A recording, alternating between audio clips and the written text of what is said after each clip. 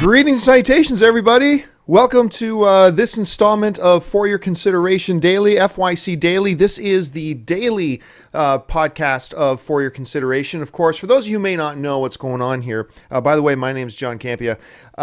What we've got, of course, is we have our For Your Consideration podcast, which we do a couple times a month. But since it's difficult to really arrange the schedules of everybody so often, with guys like Steve Weintraub from Collider, Dennis Zen from Think Hero, Soul Video, John Green, George Rouse, Jennings Roth Cornett, it's difficult to pull our schedules together, so we'll only do a couple of months.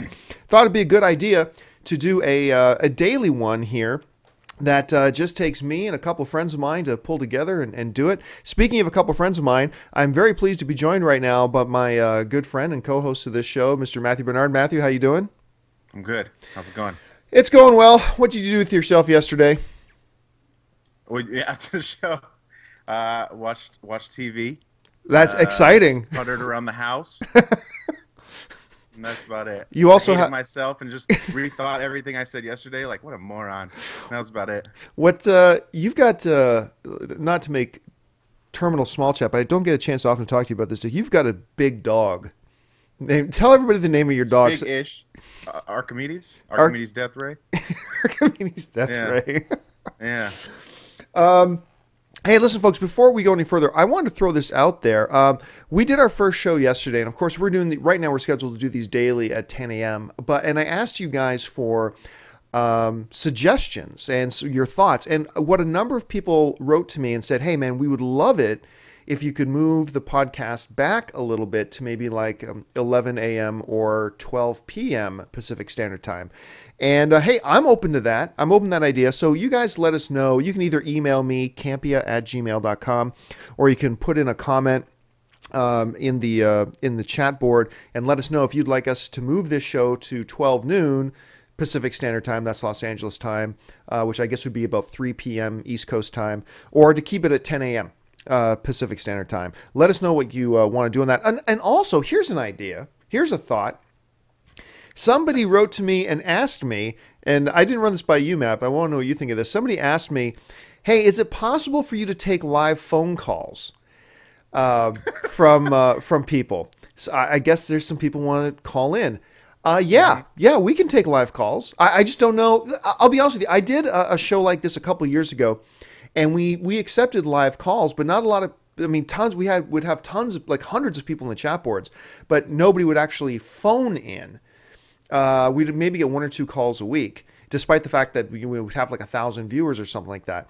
So, but I mean, if you guys want us to accept phone calls, Mr. Picture saying Campea goes Larry King. Yes.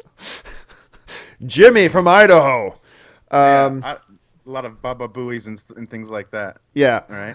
Yeah. But I mean, I'm cool with it. If you guys want to call in, just let me know and I'll set it up so we can take calls. But I want to see if people are interested in doing that first before we do anything.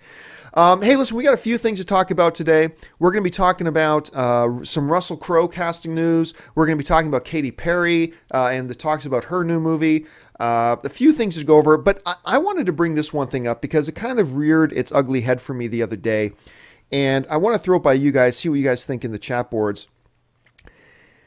I was in a movie the other day, and it couldn't have been scripted better. It came to this one kind of dramatic part, and sure enough, everybody's kind of tense and waiting to see what's going to happen. A cell phone goes off. And you could hear the murmuring and the mumbling of, oh, turn that thing. You hear people kind of grumbling and things like that. This used to be a major, major problem. Phones in theaters. As a matter of fact, there was even a movement for a while where some theater chains were looking at installing cell phone blockers in their theaters to prevent people from using their cell phones in the theater. And I was one of the major advocates for that. I'm like, hell yes. Hell yes. Block cell phone signals in movie theaters. And I'll tell you, Matt, one of the biggest complaints I would hear from people who would, be fighting against the idea of putting in cell phone blockers in theaters is like, well, what if I'm going to get an important call? Then don't be at the movie theater, you selfish son of a bitch. Like, what if... Yeah, never go see movies. In case of emergencies. Yeah, like, well, what if, I have a child who's sick and in the hospital, I need to be able to be reached. Then you're pretty fucked up for being at a movie. What are you doing at a movie if you got a sick kid in a hospital? And I've always said, my thing is this, like, I'm sorry, but unless your name starts with Mr. President or the last couple of letters of your name are doctor, then you don't have to, you don't absolutely have to have your cell phone on. And speaking of cell phone on, my thing just went off. I should turn that off. Son of a bitch. You don't absolutely have to have your phone on and be available 24/7. Like, I'm sorry, like 15 years ago, 10 years ago, we didn't all have cell phones. And guess what? We all existed perfectly happy. If you can't go 2 hours without having your phone on being able to ring, then you got to change your schedule, man. You got to change something about your life. I mean, it just annoys me to know these ridiculous excuses. But I will say this, Matt. Mm-hmm. The phone going off in the theater the other day, the phone going off in the theater the other day reminded me of the fact that, you know what? This phone going off and having us all get annoyed, I don't hear this actually happen very often anymore. What's your experience been like the last couple of years in theaters with phones and things like that? Phones going off, not that much anymore, but it's every, 5 or 6 seconds there's a flashing screen. That's more infuriating to me. I can't believe people still do it. Like, after all the ridicule, the spots, the dancing cell phones, the dancing cell phones. Yeah, I can't believe that still happens. And I hate, confrontation or anything with anyone yelling or anything. So I would be like, my phone go off in my pocket and I'll just want to curl up into a ball and, run out of the theater or whatever. And some guys, flips the screen on, texts it out, sends a text, do whatever. I'm just shocked that people still do it. Some guys are mentioning this in the chat board here. I'm going to bring it up on the screen. Babies. Babies. I mean, John, have you ever gone to one of those theaters in Texas that will kick people out? There's a specific theater in Texas called the Alamo Draft House that will kick people out of the theater. So I have been to that theater, as a matter of fact, when I've gone down to South by Southwest. I've been to that theater. It's called the Alamo Draft House. Mr. Picture, phone of life. Buzzman is saying the only thing worse than phones is babies. Why bleep bring them? Here's the thing, and I'll say this. Accidents happen. Like babies. With babies. Okay, this is the worst beginning. Like, okay, babies, accidents. I know they're out there. Babies are accidents. I mean, look, I get it. Sometimes somebody inadvertently, you forget to turn your cell phone off. It's not that, and I feel empathy for people like that, where they go in, they didn't mean to leave it on. They're not intentionally saying, I'm more important than everybody else in here, so I need to leave my phone on. No, it was just an honest mistake, and it happens once. They ring, they feel embarrassed, they turn it off. Okay, I feel empathy for that. It's the assholes, and I've had this happen, where it was, you know what? It was the third Star Wars film, Revenge of the Sith. It was memory burn, huh? Oh my! You got the movie. Oh my God! It was. Okay. The guy's phone goes off, but 10 minutes later it goes off again, and then about a half hour later it goes off again. Like, that's the part that infuriates me. These people who accidentally forget, okay, accidents happen. Well, that's the worst movie ever, too, right? I mean, everybody in a Star Wars picture knows how to work their phone. And that's like inviting all the nerd rage you possibly can, right? So that's got to be on purpose. Maybe. It's very possible it could have been on purpose. The other thing, though, the thing is, somebody brings up babies. And look, I get it. Parents have babies. It's expensive to get babysitters. It's not easy to get babysitters. And you know what? I've got no problem. I'll be honest with you. I got no problem with somebody taking a shot at going to a theater and bringing their baby with them. Look, 8 times out of 10, a baby does stay quiet during the movie because they're sleeping or they're preoccupied with something. That's fine. But, a couple times babies do what babies do. They get, fidgety, they get whiny, they start crying, making noise. I got no problem with that as long as the parent gives it a shot for about, maybe 30 seconds, gives it a shot, tries to settle the baby down. But you know what? If after about 15 or 20 seconds, you got to stand up and leave the theater. You just have to. And I find that most parents will do that, but no, I mean, Buzzman's right. Sometimes they don't. Sometimes parents will sit there and just think, well, everybody else can just put up with my baby crying. It's like, no, lady, come on. We paid to be in here. We paid to come and watch this movie, not to hear your baby cry. And you know what? I don't mind you trying. I don't mind you bringing your baby in and trying to watch it and trying to keep him quiet. That's cool. And you don't have to get up and jump out every time the baby starts to make a slight little peep. But come on. I mean, at some point, you gotta just leave the theater. Be courteous of everybody else and leave the theater. I mean, you have like 7 kids, Matt. Like, how do you handle that normally? Yeah. I'm lousy with kids over here. You know what's worse is, like, I can't, like, will totally distract me from the movie is, like, when I go to see The Gray and then, like, I see a parent come in with, like, 3 7-year-olds. And I'm like, the whole time I'm just thinking, like, what? I can't fathom. There's no way that these kids are going to be quiet and not restless. And the whole time I'm just sitting there just boiling, you know? But, yeah, that's fine. Get these babies out of here. And no more babies. One of the worst things, I remember a few years ago, this was Jim Carrey's horrible movie, Number 23. The Number 23. Awful movie. But what made it worse is I'm sitting there with a friend of mine and his girlfriend. And the cell phone was like a baby cell phone? No, there was no cell phone. What it was is these 3 teenage girls come sitting, I mean, destined to ride the pole, I'm sure. But these 3 destined to ride the pole. Bitchy, you know, horrible, awful teenage girls come and sit behind us. And they start talking, and they're talking, and they're talking. And you know what? It annoys me a little bit when you're talking through trailers. But to be fair, it's just the trailer. You have a right to talk right now. That's fine. But I'm always worried if you're talking during a trailer, you're going to talk during a movie. And sure enough, the movie starts, and they just keep talking and talking and joking and laughing and all this kind of crap. And it just became infuriating. But here's the problem. What do you do with people like, with teenage girls like that? Because at some point we turned around and just said, can you please shut up? And they go, you shut up. So what are you going to do? Like, I mean, we should rename this segment like how Matt and John hate the general public and the theater going experience in general. Like, we're like, man, aren't cell phones annoying? And then we're like, and people and babies and people under the age of 15. Everybody sucks. Yeah. Well, what I wanted to do, obviously, was I wanted to turn around and punch this 14-year-old girl in the face. Do it. You know, they'll know you mean business. Yeah. If you just turned around and mollywopped them, they'll straighten up, or you'll get kicked out and the movie's over for you anyways. Or punch her in the uterus, you know, to make sure she can't breed ever again. That's stuff to do in the dark. But of course, I mean, but that's I mean, what are you going to do? You can't do that because you get thrown out and, you know, you go to jail because of the law. But seriously, when you get bitchy, whiny teenagers like that, and not all, the vast majority of teenagers in theaters are perfectly fine. But when you get them like that, what are you going to do? Because if you can't even turn around and courteously say something to them because you know they're going to be little bitches and decide to crank it up. So you're left with either being a narc by going out and getting theater staff or just having to grin and bear it. I've come to the conclusion that I'm perfectly fine being a narc. I'm perfectly fine with being a rat. If I had to guess, like, what would John do? I would say that. I would say the only 2 options are to lift weights and get really strong and be able to fight anybody, like jiu-jitsu classes, Krav Maga, or just eat shit. That's usually I eat shit.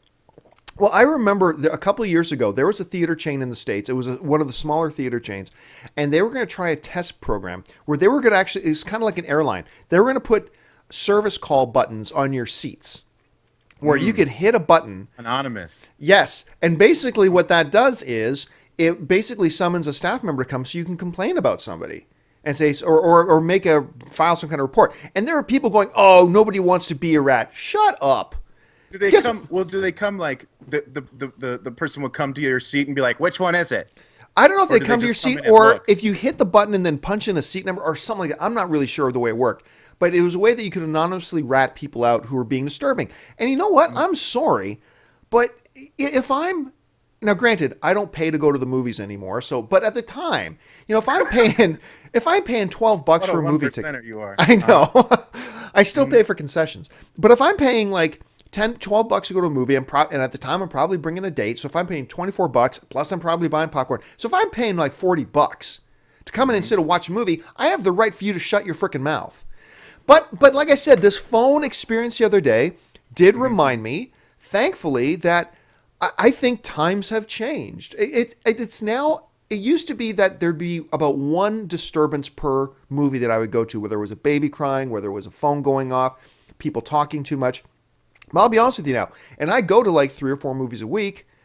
I find that it's maybe about 1 in 10 movies that I go to. Maybe once every couple of weeks will I actually have a disturbance in the theater, whether it's a baby crying or a phone going off or people being too talkative. I've really found that those, those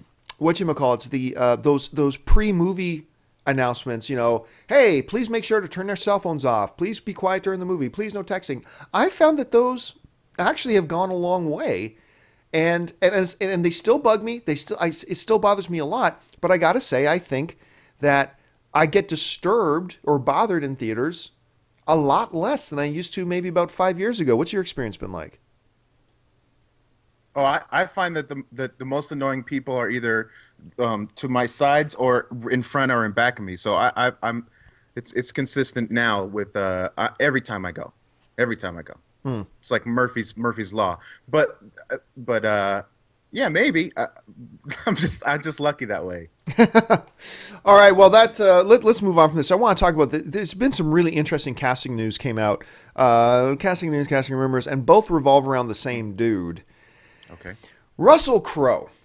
Yes. Who, look, I will happily and easily debate anybody on this. I say is the best actor of our generation. I think he is the best actor working today. Now, Russell Crowe. Now, a very, very close second would be, man, whenever I get on the show, I get brain freezes because I'm trying to think about 50 different things at once. But There Will Be Blood Boy. Daniel Day-Lewis. Daniel Day-Lewis, thank you. Daniel Day-Lewis would be a close second. He's funner to watch. It depends on the movie. Every movie he's ever made is funner to watch. It's funner to watch. But I mean, I really do. I think Russell Crowe. Now, some people wanted to then make an argument with me. Oh, Al Pacino, Robert De Niro. I'm sorry.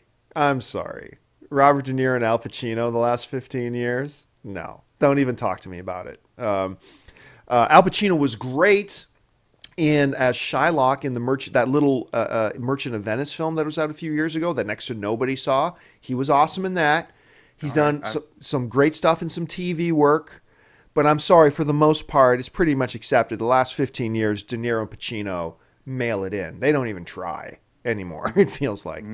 But then prior to 15 years ago, well, now you're talking about a different era. So I'm just saying for this generation, for right now, guys working right now, I don't think there's much of a question. Like a close second to Daniel Day-Lewis, but aside from that, I mean, you got Daniel Day-Lewis and Russell Crowe. Now, maybe you'll want to put him here, maybe you'll want to put him there, but by far these two are so far ahead of the pack, it's ridiculous. Now, that doesn't mean they always choose the best films to be in. That one Daniel Day-Lewis was in a couple years ago about being the Italian director of the musical. That was a bad choice. Russell Crowe has made some bad choices in films to be in, but they always absolutely bring it.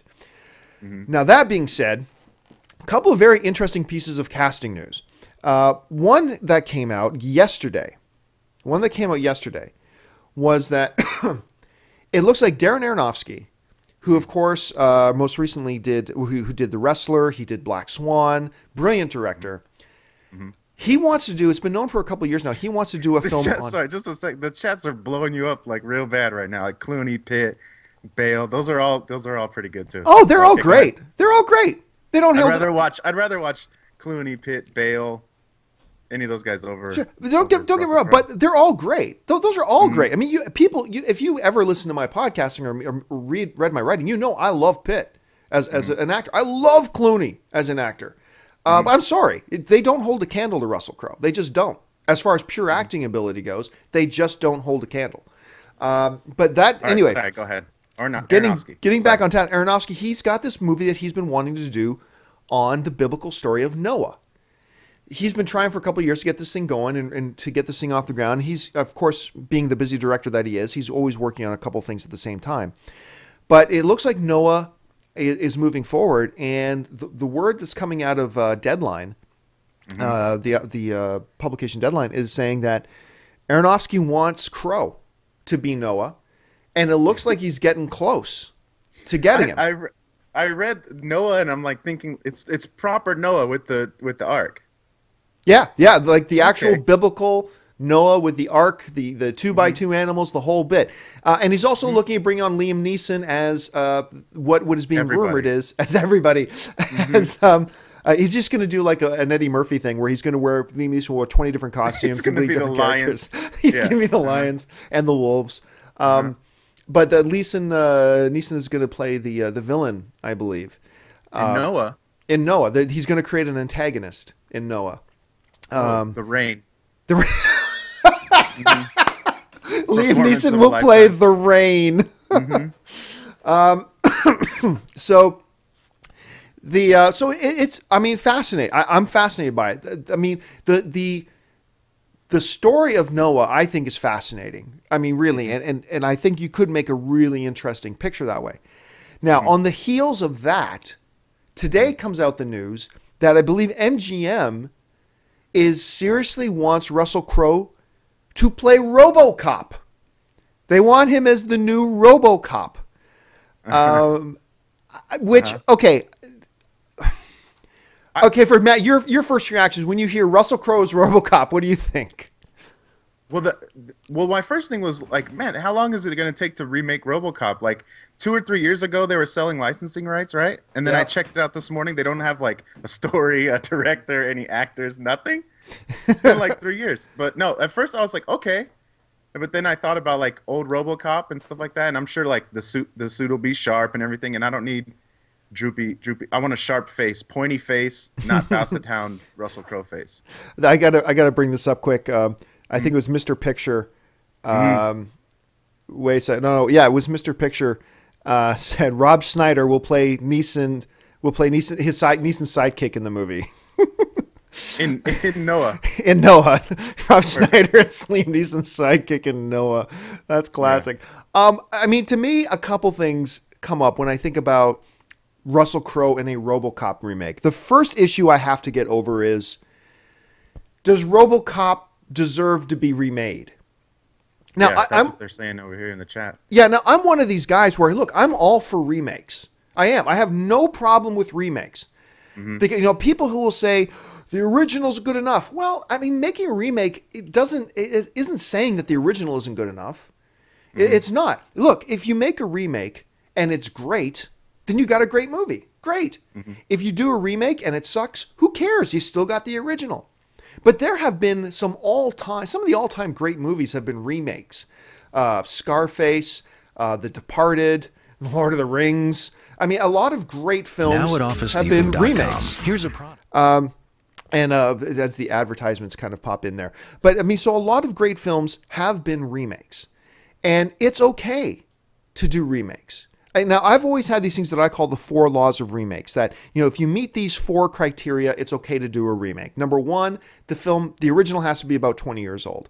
Number 2, it has to be a film that most of the modern going movie audience has not seen yet.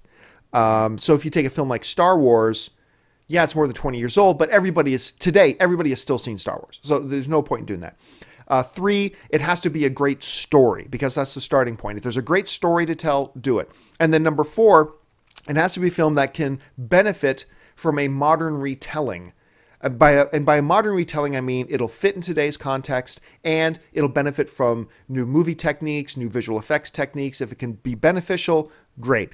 And on that level, yeah, I mean, does RoboCop fit that mold? Yeah, maybe. Yeah, it's almost 20 years old. I do kind of enjoy the old like claymation stop motion giant robots in the hallway though. That's part of the movie I really enjoy. The older RoboCops. You know what I mean? What was the name of that robot? The giant. I don't know. I don't even know why that thing always reminds me of John Malkovich anyway. So I couldn't even tell you the real name. Those of you in the chat board, what was the name of the giant bad robot in RoboCop? Because I can't remember. It was some kind of number and letter combination. Yeah. I can't remember what it was for the life of me. But okay, so should they make a RoboCop? I'm not even sure they should make Ed 209. Thank you so much, Cracker Jacks Sam. Ed 209. That brings on the question of, okay, should they do a RoboCop remake? Let's move past that question. If you're going to do it, is Russell Crowe a good guy for it? And you know what? I think he's a perfect guy for it. I mean, I think he'd be great for You know it. what's better? You know what's better? I just thought about this right now because RoboCop has to be like kind of like soulless and dead. Channing Tatum would be good as Channing RoboCop. Tatum. I don't even know that he could play Solus and Dead right. Yeah, he could. He could just be like, I'll- just got to talk in a deeper voice, and then that's it. Although I will say this Steven about Seagal. Channing Tatum. Let me. I mean, I might have mentioned this before. Let me say this about Channing Tatum. Mm-hmm. I have been a very big negative Channing Tatum guy for a long time. I've said he's one of the least talented actors in the business. He's horrible. I mean, if you saw that movie Fighting with that he was in a couple years ago, that faux MMA movie, he just almost wrecked that movie single-handedly. He was so bad. He was terrible in G.I. Joe. He's just awful. G.I. Joe was terrible, but Yeah, but all the blame for that guy. yeah. Well, I mean, I put the blame on Steven Summers, the director, for that one. But Okay. I will say this: last year comes out this mediocre little comedy, and I'm trying to remember the name of it. It was the one with Kevin. Damn, why? Thank you. It's The Dilemma. Thank you, Buzzman. Why? When I'm doing the show, my brain freezes. It's so crazy. I know. It But- just like chats. Quick. What am I thinking? He does The And then- Dilemma. He's a side character, supporting character in The Dilemma. And I'm watching, I'm thinking, okay, you know what? Channing Tatum was not bad in The Dilemma. It was a pure comedy role, which I haven't really seen him do before. But you know what? He's pretty funny. Okay, all right. So then Sony invites me down to watch 21 Jump Street. And it's not coming out for about another month and a half or 2 months. But they invite me down to see 21 Jump Street. Right. And I'm like, okay, whatever. I think this is a terrible idea. I think 21 Jump Street as a movie idea is just a terrible idea. I've lost some of my love for Jonah Hill, although he was fantastic in Moneyball. I've never really liked Channing Tatum, although he was okay in The Dilemma. Mm-hmm. I got to tell you, folks, 21 Jump Street, it could very well, it's very early in the year, but it could very well end up being the best comedy of the year. This is a fucking funny movie. I can't. The trailer for Wanderlust looks funnier than everything that 21 Jump Street has to offer. I'm telling you, Wanderlust will pale in comparison. It will pale. This Those movie are big is words. There's so funny people doing Wanderlust. funny. This movie is so funny. I mean, and I saw it with about 20 other film journalists who I respect a great deal. And all of us were laughing our asses off. And we all got together in the foyer afterwards and sharing our stun. Like we were all stunned. Like we just couldn't believe that this movie was that funny. Now, don't get me wrong. It's not The 40-Year-Old Virgin. It's not Anchorman. But 21 Jump Street very well could be the funniest film of the year. You know, and Cracker Jack Sand says 21 Jump Street looks like garbage. Hey, look, I'm with you. I thought it was a terrible idea. I didn't think it looked very funny. I'm with you. But I'm telling you, this is a hell of a funny movie. This is a great comedy. And I think people are going to be really, really surprised. They're going to be really, really surprised when they see this movie because it is a funny-ass movie. But anyway. Let's hope so anyway, yeah, Russell Crowe. Yeah, Russell Crowe. I'm in. In summation, Russell Crowe. I'm in. I'm in for him being. you're in. I'm in for him being RoboCop. Yeah. Well, it's not going to happen though, right? I mean, he won't do that. He'd rather be Noah than RoboCop. Well, nothing says you can't do both. I mean, look at. I'm saying he can't do both. Ryan Gosling I'll just lay- did 3 I'll put movies my foot last down. year.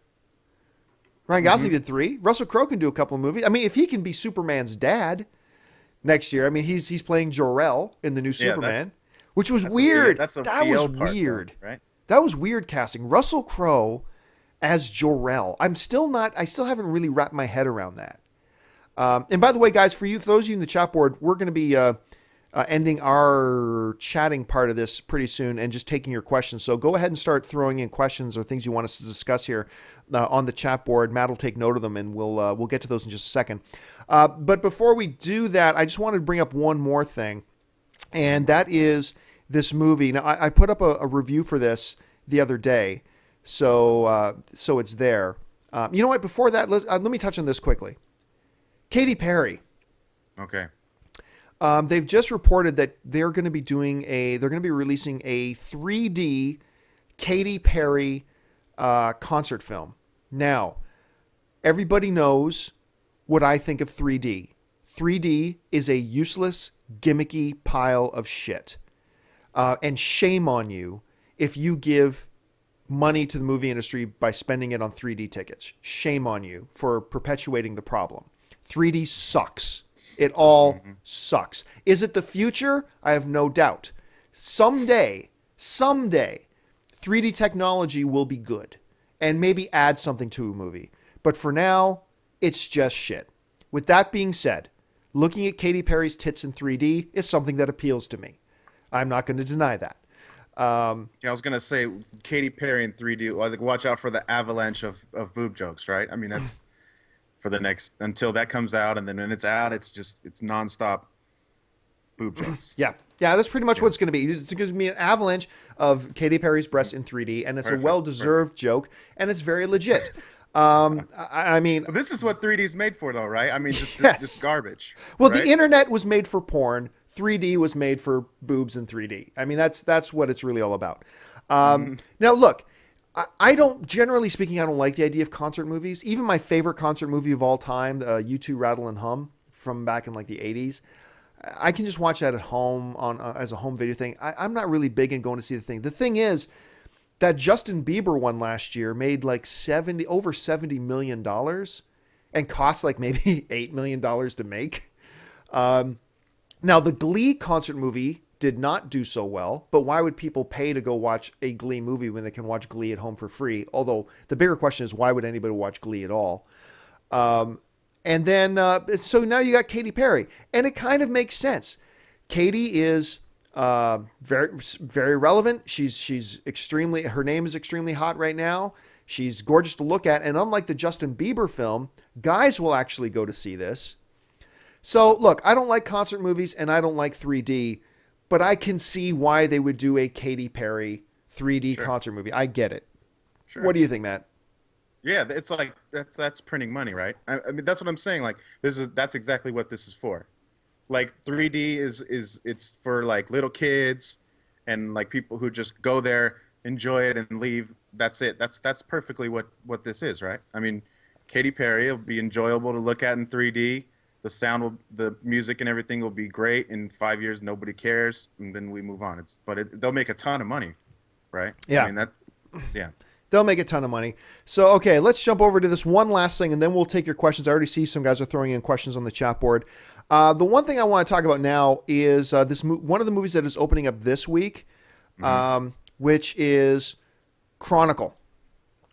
This is a surprisingly great film.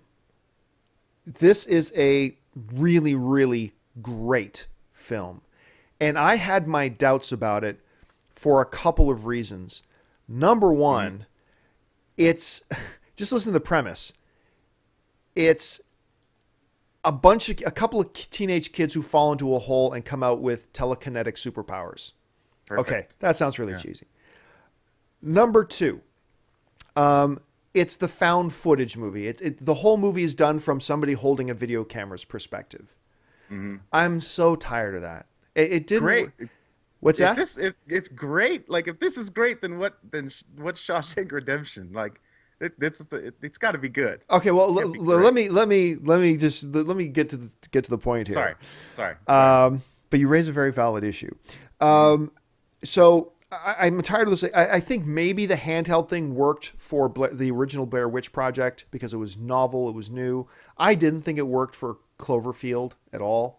And I've grown kind of tired of it.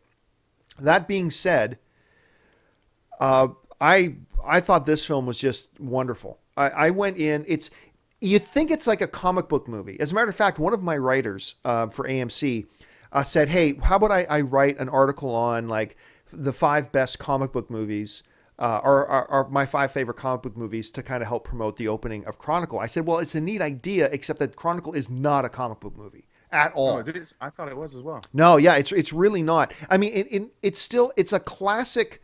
It feels like a classic supervillain origin story, but but it's really not. And no, I was interviewing the director the other day, and he said this to me. I said, where did the idea for this come from and all this kind of stuff?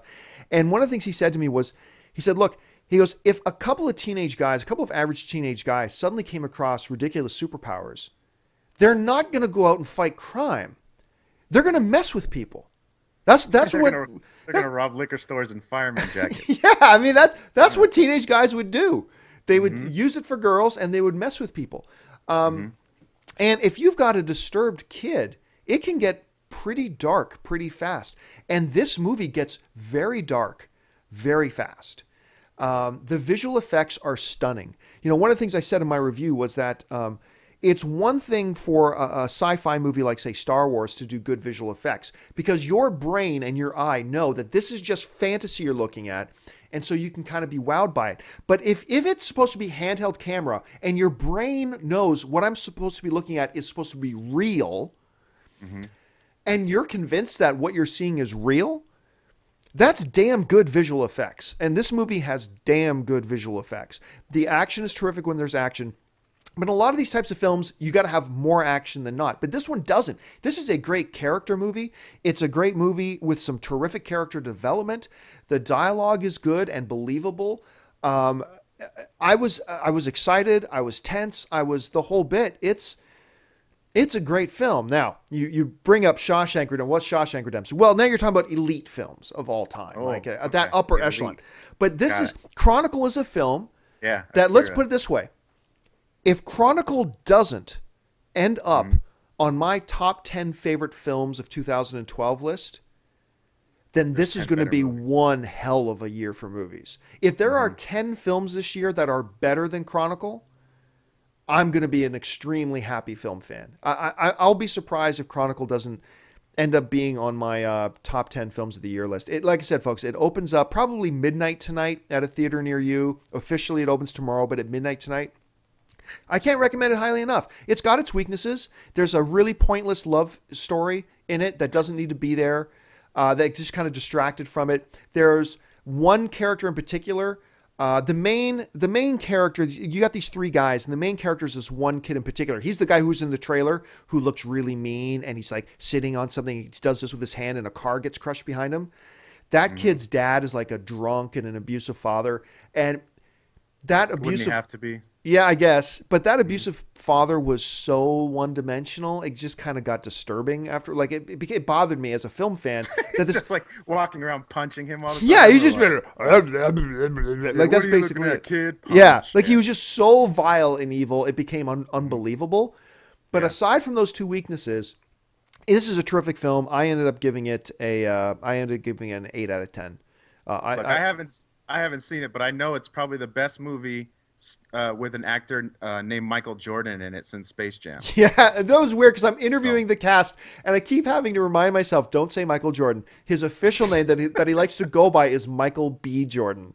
Doesn't matter. He doesn't get to choose. Like, so, Mr. Jordan. Yeah.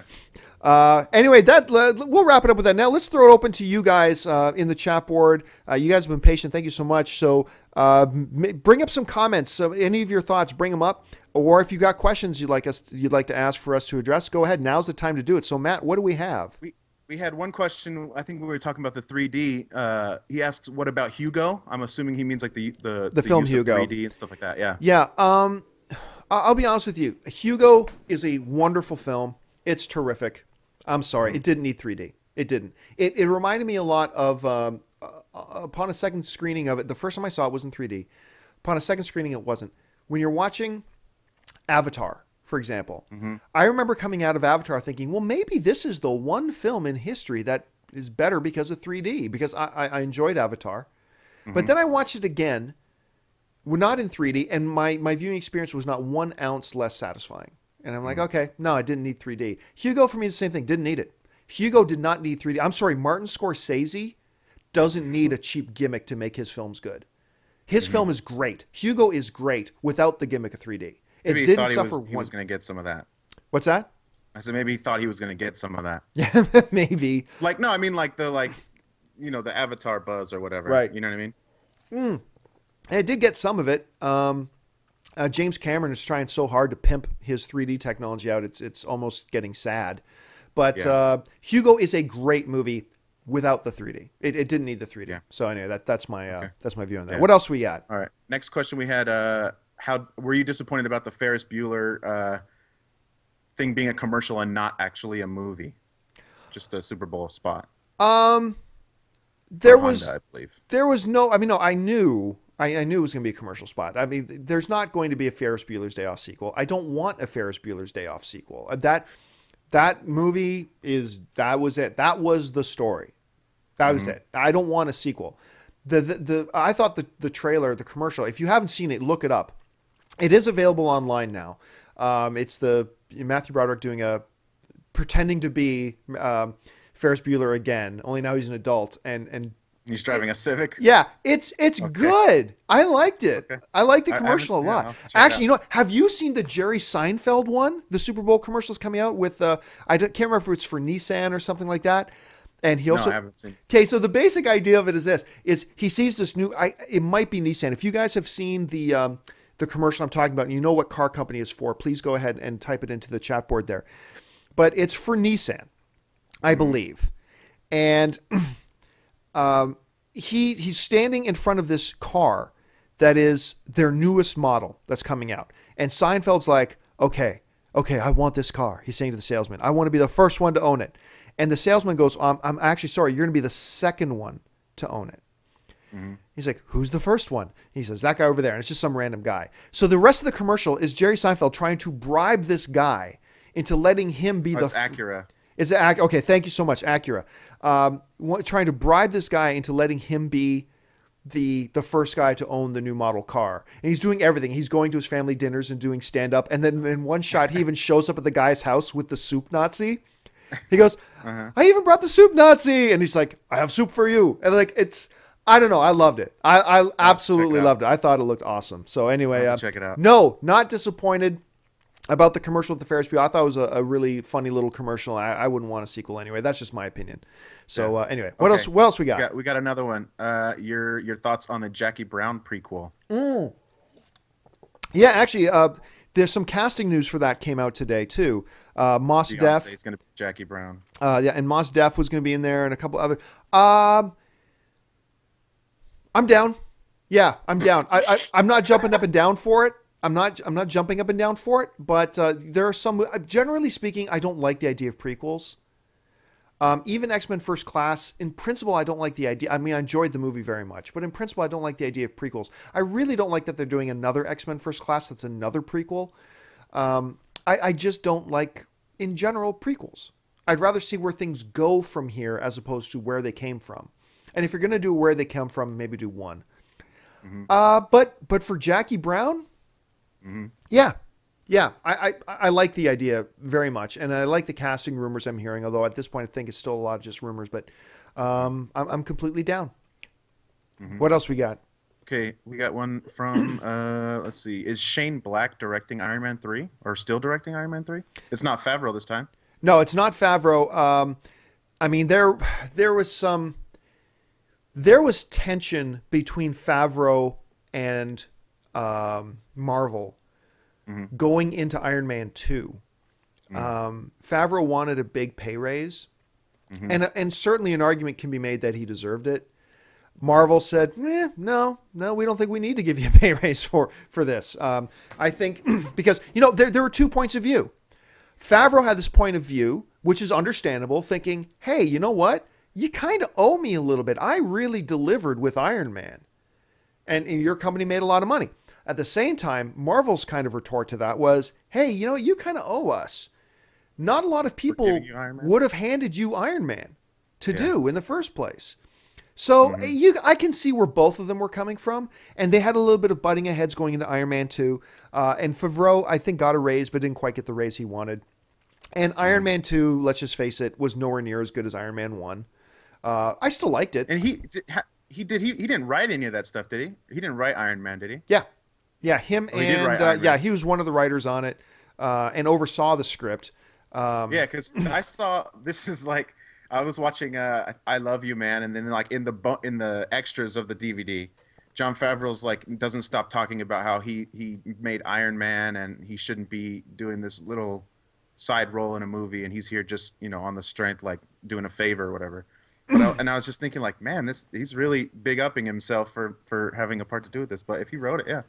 Yeah, I mean, he had a lot to do with it and oversaw the script, but let's face it, Iron Man 2 was not as good as Iron Man 1, and they wanted to go in a different direction, and I like it. So as far as I know, Black is still on. But listen, folks, we're at 45 minutes. We got to wrap this thing up. Thank you guys so much. Don't forget, email me at campea@gmail.com. Let us know what you think about the show so far. Let us know if you think we should move to 12 o'clock, and let us know what you think we should do about taking live calls. Matt, thanks so much for joining me, man. Really appreciate it once again. And yes, sir. For all the rest of you guys, thanks so much for joining us. Don't forget, again, tomorrow morning, 10 a.m., meet us back here. Share this with everybody. Tell everybody to join you. Thanks a lot, and until next time, bye-bye.